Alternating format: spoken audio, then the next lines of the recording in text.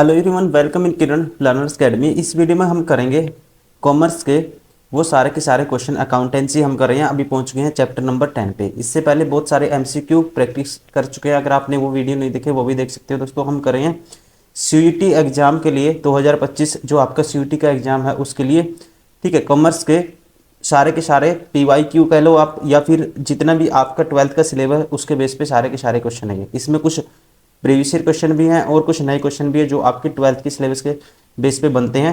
ये सारे के सारे क्वेश्चन हम सोल्व कर रहे हैं, अभी इस वीडियो में करेंगे। ये है, हम पहुंच गए हैं चैप्टर नंबर, ठीक है, पहुंच चुके हैं चैप्टर नंबर 10 पे। इसका नाम है कैश फ्लो स्टेटमेंट। इससे जो भी क्वेश्चन बनते हैं वो सारे इस वीडियो में कवर करेंगे। फर्स्ट क्वेश्चन है, state whether the following statement is true और फॉल्स।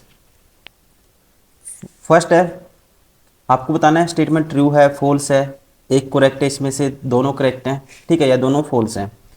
फर्स्ट स्टेटमेंट है cash flow statement is a tool of financial statement analysis.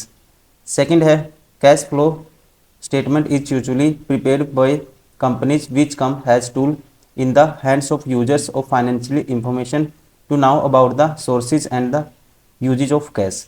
तो दोस्तों ध्यान रखेंगे, दोनों के दोनों क्या हैं, ट्रू हैं, ठीक है, दोनों के दो ट्रू हैं। ऑप्शन कौन सा होगा, both the statement are correct, ठीक है, both the statement are correct.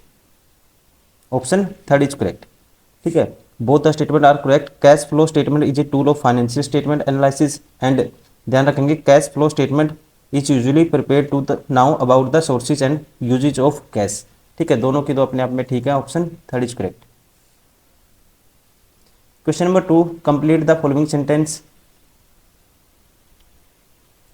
Dash means short-term highly liquid investment that are readily convertible into known amount of cash and which are subject to an insignificant risk of changes in value। तो आप ध्यान रखेंगे, cash equivalents means short term highly liquid investment that are readily convertible into known amount of cash and which are subject to an insignificant risk of changes in value, ठीक है। तो right answer कौन सा होगा, cash and cash equivalent. Option first is correct. Question number 3, complete the following statement. इसमें भी ऐसे ही करना आपको। Dash implies moment of cash in and out non cash items. Receipt of cash from non cash item is termed has cash inflow while cash payment in respect of such items as cash outflow, ठीक है। तो ठीक है, इसको complete करना statement को। तो आप ध्यान रखेंगे दोस्तों, कैश फ्लोज इंप्लाइज क्या आएगा यहाँ पे, cash flows implies moment of cash in and out of non cash items. Receipt of cash from non cash item is term as cash inflow while cash payment is respect of such items as cash outflow, ठीक है। तो option second is correct. क्या आएगा, cash flows. Question number 4, name the activities that constitute the primary और main activities of an enterprise. तो इस activity का आपको नाम बताना है, ठीक है। तो ध्यान रखेंगे, ये एक्टिविटी है ऑपरेटिंग एक्टिविटी। क्या बोलते हैं, operating activity. Option first is correct. Question number 5, which one of cash inflow from operating activities. तो आपको एग्जाम्पल बताना है, ठीक है, इसमें से which one cash inflow from operating activities. तो दोस्तों इसके एग्जाम्पल हो सकते हैं जैसे कि cash receipt from royalties, fees, commissions and other revenues. And second हो सकता है cash receipt from sale of goods and the rendering of services, ठीक है। तो कौन सा ऑप्शन होगा, ऑप्शन होगा इसका राइट आंसर होगा cash receipt from sale of goods and the rendering services. Option first is correct. Question number 6, which one cash outflow from operating activities, ठीक है, कौन सा है जो कैश क्या है, cash outflow from operating activities. अभी कैश आउटफ्लो का एग्जांपल आपको बताना है, ठीक है, फ्रॉम ऑपरेटिंग एक्टिविटी। तो ये हो सकता है cash payment to suppliers for good and services, cash payment to and on behalf of the employees, cash payment to insurance enterprise for premiums and claims, annuities and other policy benefits, ठीक है, ये सारे example हो सकते हैं। तो इसका जो आंसर होगा कौन सा है, cash payment to supplier for goods and services. Option third is correct. Question number 7, name the activities that related to purchase and sale of long term assets और fixed assets such as machinery, furniture, land and building ETC. ठीक है, तो इस activity का आपको नाम बताना है। ये कौन सी एक्टिविटी है, इन्वेस्टिंग एक्टिविटी, सॉरी। ठीक है, इन्वेस्टिंग एक्टिविटीज, इन्वेस्टिंग एक्टिविटी है रिलेट टू, किससे रिलेटेड है, relate to purchase and sale of long term assets और fixed assets such as machinery, furniture, land and building etcetera. Question number 8, which one is cash inflow from investing activities. ठीक है, which one is cash inflow है, कहता है from कहाँ पे, कहाँ से, इन्वेस्टिंग एक्टिविटीज। तो ये ध्यान रखेंगे आप, इसके एग्जाम्पल हो सकते हैं option 4, dividend receive from investment in other enterprise. Option 4 is correct.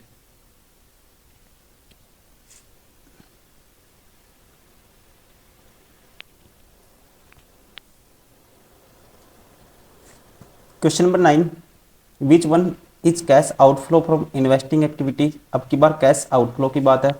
ठीक है, तो ये होगा, इसके भी बहुत सारे एग्जाम्पल हो सकते हैं, जैसे cash payment to acquire fixed assets, cash payment to acquire shares, warrant और डेप्ट instruments, cash advances and loan made to third party. ठीक है, ये सारे इसके एग्जाम्पल हो सकते हैं दोस्तों। ये इसका राइट आंसर होगा कौन सा है इसमें, कैश एडवांस एंड, ठीक है, cash advances and loans made to third party other than the advance and loan made to by a financial enterprise where in it is operating activities. ठीक है, option 4 is correct.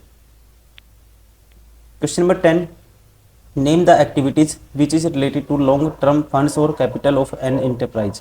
ठीक है, तो इस activity का नाम आपको बताना है, ये है, ध्यान रखेंगे आप, फाइनेंसिंग। ठीक है, financing activities. Option 3 is correct. ठीक है, ये रिलेटेड इससे टू, किससे related, to long term funds और capital of an enterprise. Question number 11, which one is cash outflow from the financing activities. ठीक है, कौन सा है जो कैश आउटफ्लो है, ठीक है, फाइनेंसिंग एक्टिविटीज में। तो ये इसके भी दोस्तों एग्जांपल हो सकते हैं, cash repayment of amount borrowed, interest and dividend paid on loans, debenture and advances. ठीक है, तो इसका राइट आंसर होगा option 3, cash repayment of amount borrowed. ठीक है, cash repayment of amount borrowed, option 3 is correct.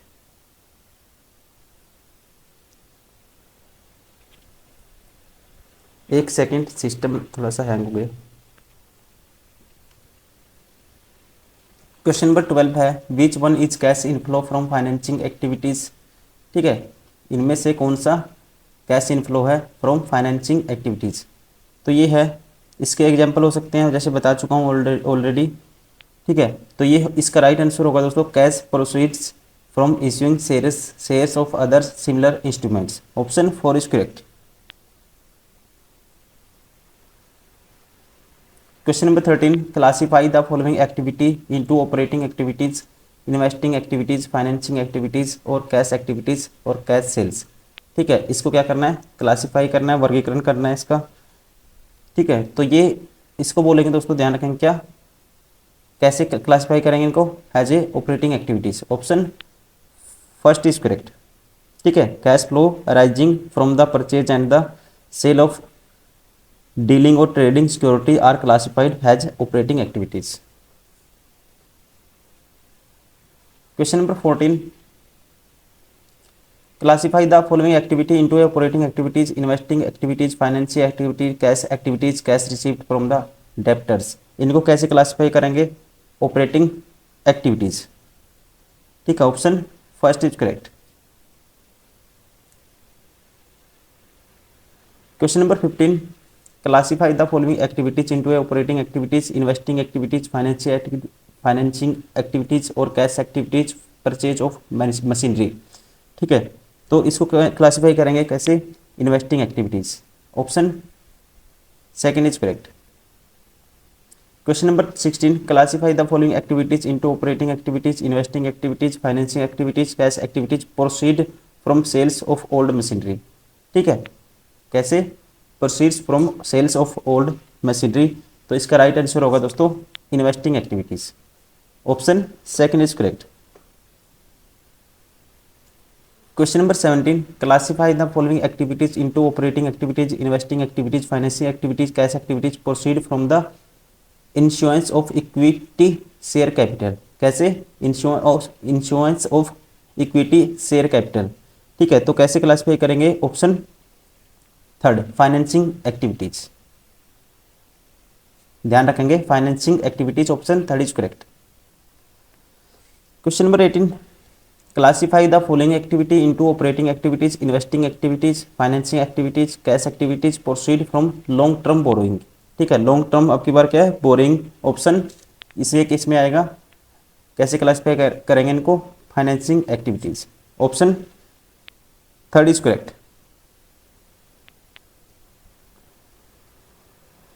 Question number 19, classify the following activity into operating activity, investing activity, financing activity, cash activities, cash credit.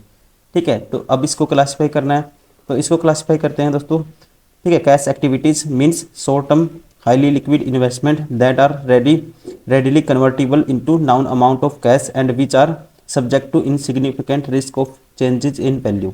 ठीक है, तो इसका right answer होगा option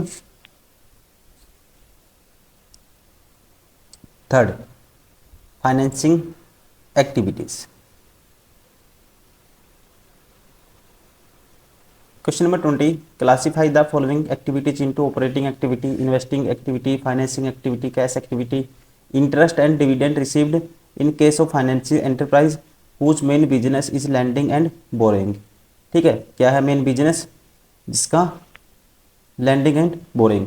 अब इसको classify करना है आपको, खुद से भी ट्राई करिए। तो इसको क्लासिफाई करेंगे operating activities, option first is correct. Question number 21, what is the primary objective of cash flow statement. ठीक है, इसका जो प्राइमरी ऑब्जेक्टिव इसका कैश फ्लो स्टेटमेंट, तो ये होगा, ध्यान रखेंगे आप, to provide useful information about cash flows, inflows and outflows of an enterprise, option first is correct.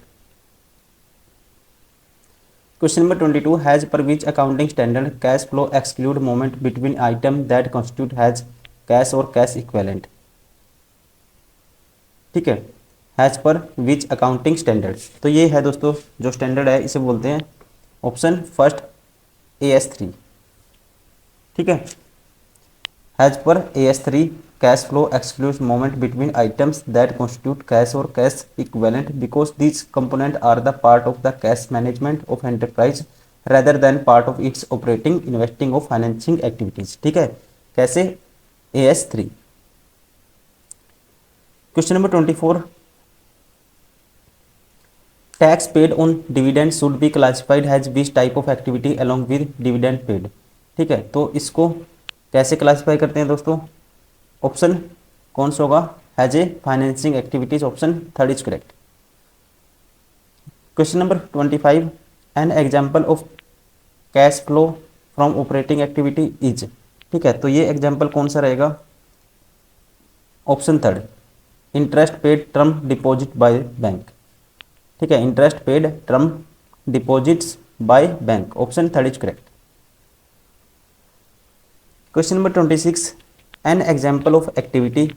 ठीक है, कौन सा एग्जाम्पल एक्टिविटी का, उस एक्टिविटी का which is classified as financing activity in case of all enterprise is. ठीक है, in case of all enterprise is, तो ये होगा दोस्तों, ध्यान रखेंगे आप, payment of dividend on shares, payment of dividend on shares, option second is correct. Question number 27, an example of cash flow from investing activities. ठीक है, एग्जाम्पल बताना आपको कैश फ्लो का फ्रॉम इन्वेस्टिंग एक्टिविटीज इज, तो ये होगा कौन सा, sale of investment by non financial enterprise, sale of investment by non financial enterprise, option four is correct. Question number 29, an investment normally qualifies as cash equivalent only when from the date of the acquisition it has short maturity period of, ठीक है, it has short maturity period of. तो इसका right answer होगा दोस्तों 3 months और less. क्या होता है 3 मंथ्स और less, option second is correct.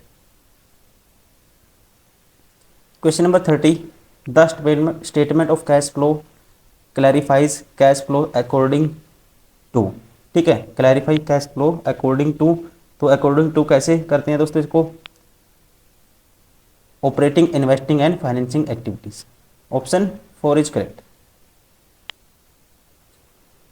Question number 31, dividend received by other than financial enterprise is shown in cash flow statement under, ठीक है, तो इसको कैसे शो करते हैं, ये करते हैं under investing activities, option second is correct.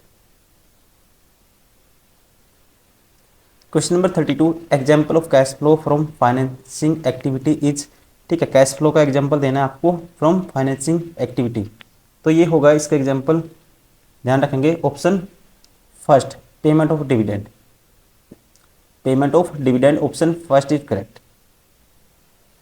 Question number 33, which of following transaction will result into flow cash, ठीक है, कहता है कौन सी transaction will result into flow of cash, तो ये है दोस्तों क्या, sold machinery of book value of 50,000 at a gain of 10,000, option 4 is correct. Question number 34, cash flow statement is based on upon, ठीक है, कैश फ्लो स्टेटमेंट किसके ऊपर base होती है, ये होती है, ध्यान रखेंगे, cash basis of accounting, cash basis of accounting, option second is correct. Question number 36, which of the following is correct about the statement of the cash flow, ठीक है, कौन सा करेक्ट है about the statement of the cash flow, तो it provide information about the cash receipt of cash payment of enterprise, ये गलत है दोस्तों, it reconciles ending cash balance with the balance as per bank statement, ये इसका क्या है right, ठीक है, ठीक है, ये स्टेटमेंट क्या है ट्रू है इसके अबाउट में, क्या, it reconciles ending cash balance with the balance as per bank statement, option second is correct.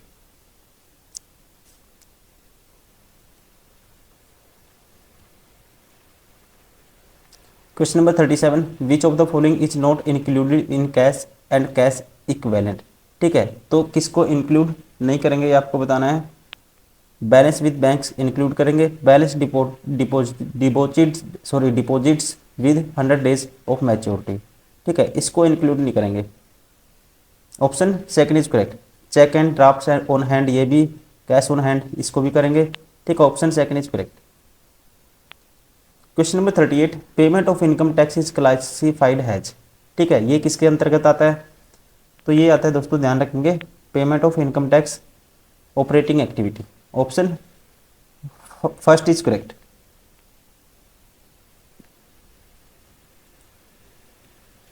Question number 40, interest paid by other then financing enterprise is shown in cash flow statement under, तो ये किसके under आता है आपको ये बताना है, ठीक है, ये आता है under option third financing activities. Question number 41, among the following payment of bonus of the employees by insurance company is which type of activity, ठीक है, तो ये दोस्तों ये किस एक्टिविटी के अंदर आता है ये आपको बताना है, ये आता है operating activity, option first is correct.